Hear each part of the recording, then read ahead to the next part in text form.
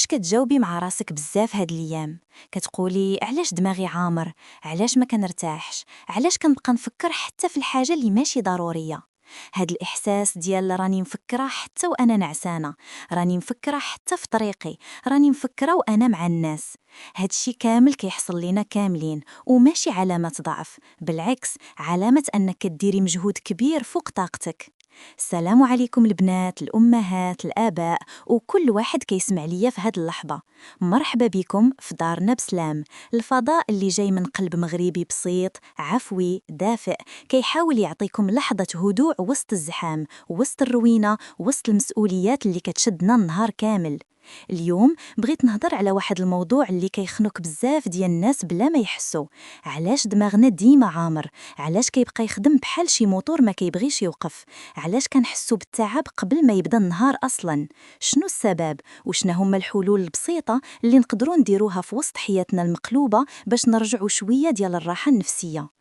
حيت بصراحة الروينة ماشي غير في الدار، الروينة كتكون في العقل قبل كل شيء.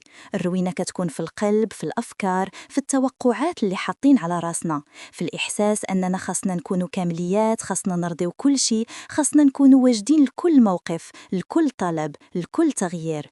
نبداو من الواقع ديالنا. تخيلي النهار ديالك كتفيقي مع السادسة ولا السابعة، كتحسي براسك من ستيفاش مزيان، ولكن خاصك توقفي. كتجري للكوزينة، تفيقي الولاد، تشوفي الفطور، تشوفي شنو خاص يديو معاهم، تشوفي الراجل واش واجد او باقي غادي يعول عليك. كتحضري الماء وتحركي على داكشي اللي ما بغاش يوجد، ومع داكشي كتلفتي تشوفي شنو خاصك تلبسي اليوم، واش غادي توصلي بكري ولا غادي تعاودي ديري هذاك السباق ديال الدقيقة الأخيرة. ووسط هاد السيناريو عقلك ما كيحبس، بحال الا شي حد كيدير لك المونتاج ديال النهار في دماغك في الوقت الحقيقي. ما تنسايش داك الوراق، شوفي الطبيب، شوفي الواجبات ديال الولد، شوفي المشكل ديال المدرسه، ما تنسايش الكوموند، خاصك تخلصي هادي، خاصك تشوفي مع الوالده، خاصك تردي على هذيك الصديقه اللي بقات لك في ليفوا. كل شيء كيدوز، كل شيء كيسالي فوق بعضه، وبطبيعه الحال كيعمر الدماغ. ماشي غير الامهات اللي كيعانيو، حتى البنات اللي مازالين مع والديهم، حتى اللي كيقراو، حتى اللي خدامين بلا ولاد، كل واحد وراسو والضغط ديالو. البنت اللي كتقرا كتفيق الصباح، كتلقى الدار خاصها المساعده شويه، كتعاود تخرج للجامعه، كتسالي، كتفكر في الدار، في الواجبات، في الضغط اللي كتلقاه في الطوموبيل ولا في النقل، في الكلام اللي كيزيد يعمر راسها. اللي خدامه كتجي دايخه وكتلقى الدار باغياها، العائله باغياها، الوقت ما كيكفيش والطاقه ناقصه. وعلاش كنحسوا اننا ديما مفكرين؟ حيت ما كنعطيوش للدماغ فرصه يوقف، ما كنقولوش ليه ستوب، سالي، خليني نرتاح. كيبقى خدام بحال شي واحد خدام بلا غطله. كاين سبب آخر، الإحساس بالمسؤولية الزايدة، ديك الفكرة اللي خلات بزاف ديال المغربيات يحسوا أنهم خاصهم يديروا كل شيء بوحدهم.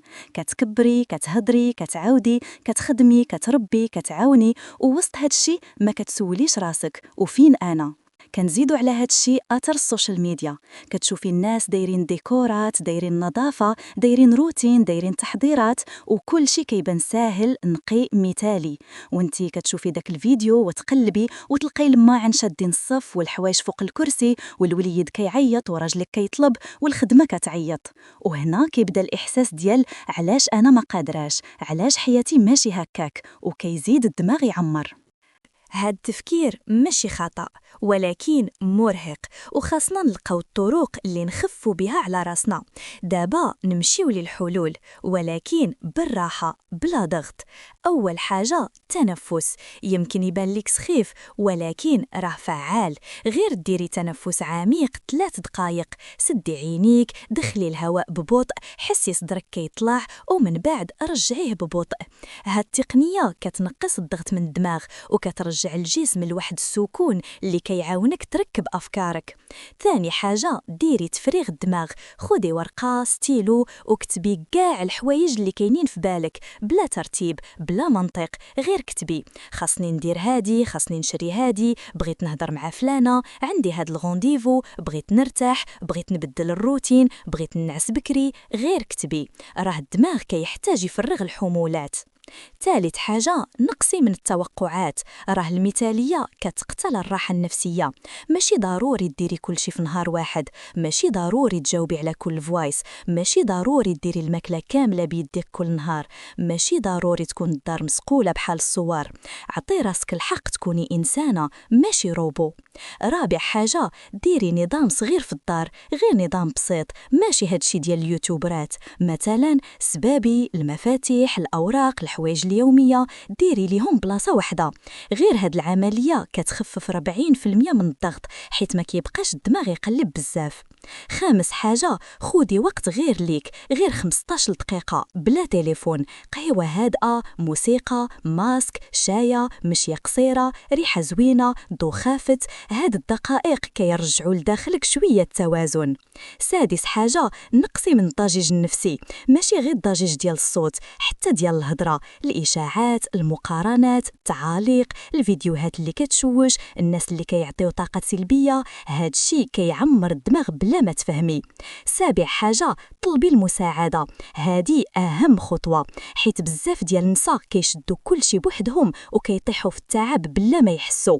قولي لراجلك عاوني في هاد الحاجة، قولي للوليدات ديروا شوية ديال المسؤولية، قولي لأختك ديري معايا هادي، ماشي عيب، ماشي نقص، هادي قوة ووعي.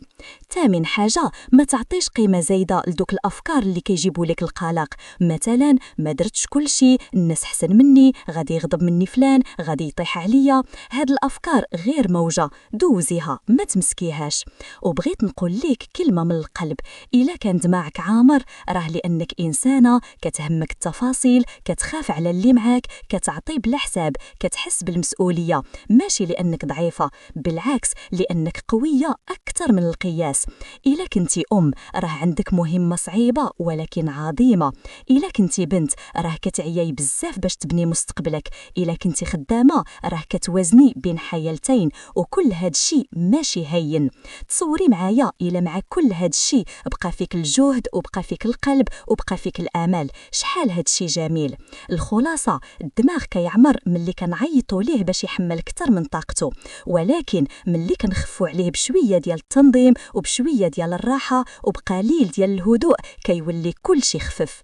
وإلا وصلتي لهاد اللحظة شكرا من قلبي، شكرا على وقتك، على وجودك، على الاستماع ديالك. وإلا عجبك هاد النوع من الكلام اللي كيهدي وكيريح، ما تنسيش ديري لايك، خلي تعليق، وبارطاجي هاد البودكاست مع أي مرأة، أي بنت، أي محتاجة تسمع هاد الكلام.